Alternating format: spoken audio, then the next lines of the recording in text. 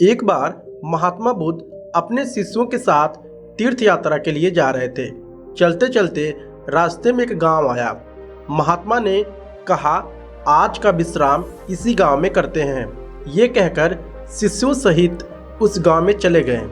गांव के लोगों ने महात्मा को देखा तो बड़े प्रसन्न हुए और महात्मा के लिए बहुत अच्छा आसन लगाया।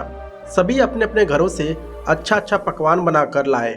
रात होने पर सभी बच्चे बड़े स्त्रियां महात्माओं के पैर दबाने लगे और आराम से बैठकर ज्ञान की बातें सुनते रहे। सुबह हुई तो महात्मा बुद्ध ने गांव वालों से कहा, अच्छा अब हम चलते हैं, आप सभी हमें जाने की अनुमति दें। गांव वाले ने कहा, महाराज एक दिन तो और रुकिए। लेकिन महात्मा ने कहा, नहीं बच्चों, अब हम जाते हैं, कभी फिर आएंगे। ये कहकर महात्मा चलने लगे और चलते चलते महात्मा बुद्ध ने गांव वालों को वरदान दिया और कहा, सब के सब उजड़ जाओ।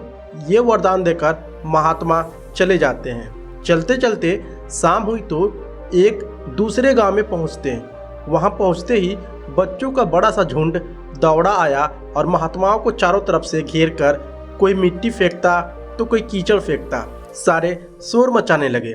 महात्मा लोग बड़ी मुश्किल से उनसे पीछा छुड़ाकर एक जगह गए और जो अपने पास फटा पुराना कंबल था बिछाकर बैठ गए। काफ़ी देर बाद गांव के कुछ बड़े वो बूढ़े आए। वे सभी महात्माओं को देखकर हंसने लगे और मजाक उड़ाने लगे। एक जवान ने तो महात्माओं का कंबल ही छीन लिया और कहा, इनके क्या काम आएगा, कम से कम मेरी भैंस तो ओढ़ेगी। वे महात्माओं का अपमान करते हुए चले गए। महात्माओं ने भूखे प्यासे रहते हुए बड़ी मुश्किल से रात बिताई। सुबह होते ही महात्मा चलने लगे और चलते हुए महात्मा बुद्ध ने गांव को वरदान दिया कि सब के सब बसे रहे। गांव से काफ़ी दूर जाने के बाद जंगल में एक तालाब आया और कुछ फल के पेड़ नजर आए। तो महात्मा बुद्ध ने कहा, बच्चों यहाँ थोड़ी देर विश्राम करते हैं।